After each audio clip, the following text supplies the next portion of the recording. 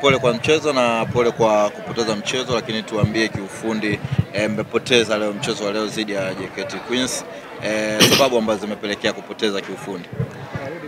Nafikiri tulifanya makosa kwenye dakika 20 za mwanzo ambazo JKT wametumia kwa ajili ya kutuadhibu, lakini baada hapo kila mtu ameona mechi ile balance kwa pande zote mbili, waliweza kumiliki mpira kama ilivyokuwa kwetu sisi.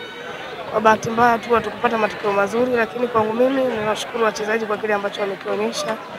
Walikuwa na performance nzuri, kila mtu ameenjoy football, lakini matokeo kwa upande wetu tunashukuru kwa kile ambacho tumekipata. Tutajipanga kwa ajili ya mechi nyingine. Ndio, katika mchezo wa leo umefanya rotation kubwa ya baadhi ya wachezaji. Wale wachezaji ambao watu wamezoea kuwaona hawajaweza kuanza. Kiufundi ulitarget nini katika mchezo wa leo? Maana tunaona katika eneo la mbele wachezaji wengi nyota ambao tumezoea kuwaona hawajacheza kwa kiwango kikubwa. Mimi nafikiri hakuna mwalimu ambaye anapenda kumweka mchezaji ambaye anamtegemea nje. Kulikuwa kuna injuries hapa na pale na wengine walikuwa wanaumwa hawajafanya mazoezi. Siku 3 zimepita, kwa hiyo ilikuwa ni ngumu kwangu mimi kuriski kuona kwamba nawapa nafasi ya kucheza, kwa sababu kikosi kama unavyokiona, umeona mtu kama Ariet alikuwa majeruhi lakini amerudi na alikuwa yuko fit, na maana kamwanzisha. Wachezaji ambao hamkuona leo kulikuwa kuna sababu hao kuwepo nje, kwa sababu hawakuwa fit.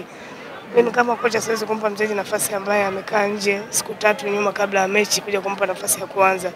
Tatengeneza sifa mbaya kwa wachezaji wengine, kwa sababu kila mtu anafanya mazoezi kwa ajili ya kucheza mechi. Mtu ambaye anakuwa uko tayari, kila mtu ameona wale ambao wamepewa nafasi wameweza kuperform. Kibaya zaidi ni kwamba tupata matokeo mazuri ya ushindi, lakini performance ya timu ilikuwa nzuri.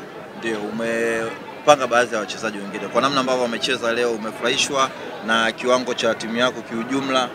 Ya sana, nimefurahi kwa sababu kuna baadhi ya wachezaji wengi ambao hawapata nafasi ya kuanza moja kwa moja, lakini leo umeona wamecheza, wamenipa kile ambacho niliwaagiza, kwa sababu unaona ni namna gani bila kujali kwamba anapata nafasi ya kuanzia nje, kila mtu anapokea mafunzo na kuleta kwenye mechi. Ndicho ambacho kimetokea. Timu imecheza vizuri kwa upande wangu mimi, kwa mtazamo wangu, na performance ilikuwa bora. Kilichotenganisha ni kwamba mpata goli mbili, hatujapata goli. Coach, msimu mwingine, msimu juzi JKT walitumia mgongo Yanga Princess kutangaza ubingwa. Msimu huu ni kama umerahisisha njia zaidi JKT Queens kuwa mabingwa msimu huu. Sisi hatuwezi kuirahisisha timu yote kuwa bingwa. Yaani kama mtu anataka kuwa bingwa, maana anapaswa kushinda mechi zake zote.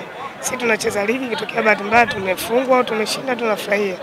Lakini inawezekana labda kwa sababu ya ratiba inavyokuja inakuta ipo kwenye kipindi hiki ambacho timu inagombea ubingwa, lakini si kwamba tumekuwa daraja kwa JKT. Tumecheza vile ambavyo tumeweza, ametuzidi, ametufunga, ndio mchezo ulivyo.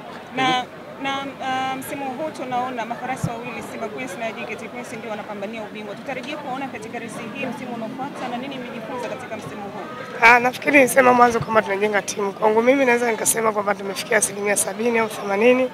Kwa hizo ambazo zimebaki nafikiri kwa ajili ya msimu ujao kuongeza baadhi ya wachezaji, kuhakikisha kwamba tunatengeneza timu bora ya ushindi. Hicho ndio kitu kikubwa, lakini improvement ya timu kila mtu ameiona. Kitu kidogo tu ambacho kimetenganisha ni matokeo ya leo kufunga goli 2. Nafikiri tutakuwa na msimu mzuri ujao, Mwenyezi Mungu akijalia. Shukrani.